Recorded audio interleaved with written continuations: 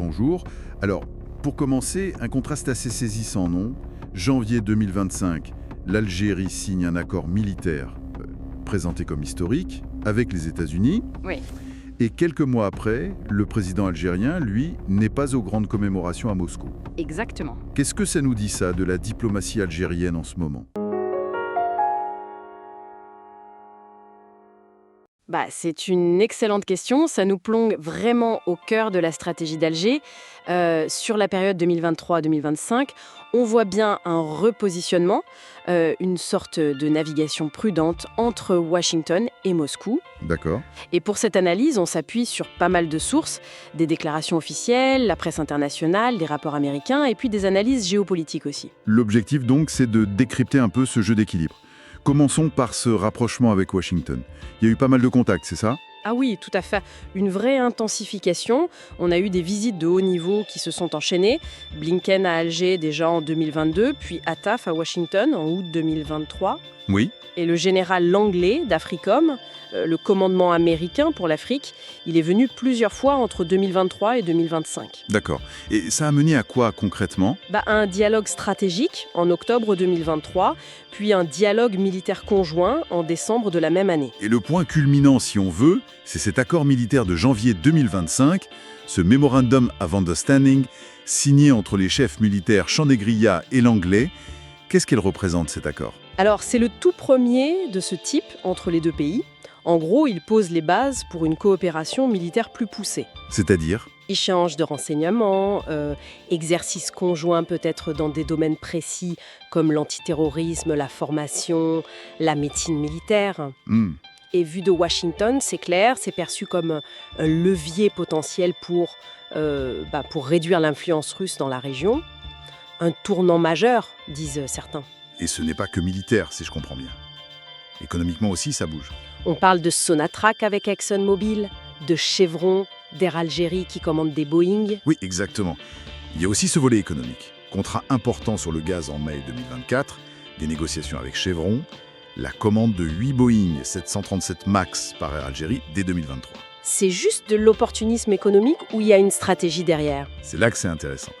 Alger multiplie ses partenariats économiques, mais en même temps insiste beaucoup sur son non-alignement traditionnel. C'est constant. D'accord. Et côté américain, on semble assez pragmatique finalement. On met en avant le rôle que l'Algérie peut jouer pour la stabilité régionale, son siège au Conseil de sécurité de l'ONU.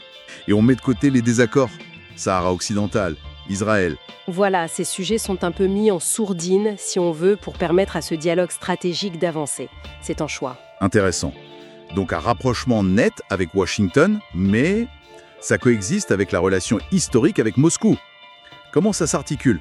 Oui, les liens avec Moscou sont maintenus, ils sont même réaffirmés. Il y a eu la visite d'État de Tebboune à Moscou en juin 2023. Oui, juste. Qui a abouti à une déclaration de partenariat stratégique approfondi. Et il ne faut pas oublier, la Russie reste le fournisseur d'armes quasi exclusif de l'Algérie. Ah oui, les chiffres sont parlants. Environ 73% des importations d'armes entre 2018 et 2022. Et puis, il y a les convergences diplomatiques habituelles, Algérie, Sahara, Palestine.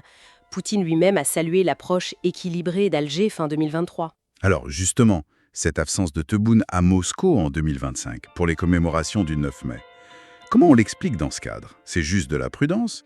C'est probablement ça, oui. Une gestion assez prudente des symboles, en fait. Plusieurs facteurs peuvent jouer. Comme quoi? D'abord, la volonté algérienne de ne pas trop s'afficher aux côtés de Moscou dans le contexte de la guerre en Ukraine.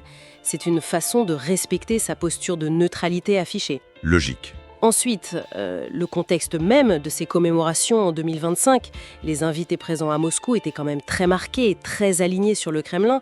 Alger ne rentre pas tout à fait dans ce moule-là. Donc pour éviter une image trop associée... C'est ça, éviter une association visuelle qui pourrait être mal interprétée ou qui ne correspond pas à la ligne algérienne. Ce n'est pas une rupture, attention, plutôt une façon de garder sa marge de manœuvre. D'accord, on voit bien cette stratégie sur 2 tableaux. Mais qu'est-ce qui motive ce rééquilibrage finalement? Cette volonté de renforcer avec Washington sans lâcher Moscou? Il y a plusieurs éléments, je pense. D'abord, peut-être des doutes sur la fiabilité russe depuis l'Ukraine. Des retards de livraison d'armes sont évoqués parfois. Mhm. Ensuite, l'inquiétude face aux activités des groupes comme Wagner, ou plutôt Africa Corps maintenant, à ses frontières, au Mali, en Libye, au Niger. Ça joue forcément. Et puis l'opportunisme, sans doute. Oui, l'opportunisme économique avec la manne gazière, bien sûr. Mais c'est aussi une affirmation de l'Algérie comme puissance régionale. Une volonté de maximiser ses options, de ne pas être juste l'allié de l'un ou de l'autre. Quelles sont les applications de ce jeu d'équilibriste, alors, pour les différents acteurs? Pour la Russie, ça veut dire qu'elle garde un partenaire important au Maghreb, mais un partenaire peut-être un peu moins docile ou plus indépendant qu'avant. Et pour les États-Unis, l'Occident? C'est une opportunité, clairement. Une opportunité de gagner en influence, de voir peut-être une nouvelle dynamique se créer au Maghreb. Et puis il y a le rôle énergétique crucial de l'Algérie pour l'Europe. Elle est devenue le deuxième fournisseur de gaz de l'Union européenne en 2023. Pas négligeable. Et pour l'Algérie elle-même, finalement? Pour Alger, l'idée, c'est de tirer le meilleur parti des deux relations. Ça lui permet de renforcer sa sécurité et son économie via l'Ouest, tout en gardant son ancrage dans ce qu'on appelle le Sud global. Oui. Son adhésion à la Banque des BRICS en 2023, ça va dans ce sens-là aussi.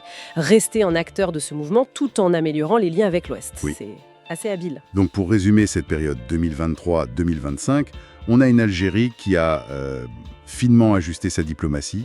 Elle renforce ses liens avec Washington d'une manière assez inédite, Tout à fait. sans pour autant renier son partenariat historique avec Moscou.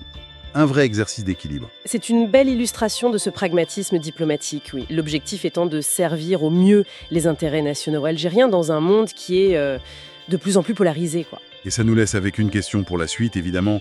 Est-ce que cette capacité à naviguer entre les grands pôles va permettre à Alger de traduire cette influence diplomatique en actions concrètes pour stabiliser durablement son voisinage? Surtout face aux défis qui restent énormes au Sahel, aux tensions régionales. C'est toute la question, en effet. Est-ce que cet équilibre diplomatique peut se transformer en influence stabilisatrice sur le terrain? Ça, l'avenir nous le dit.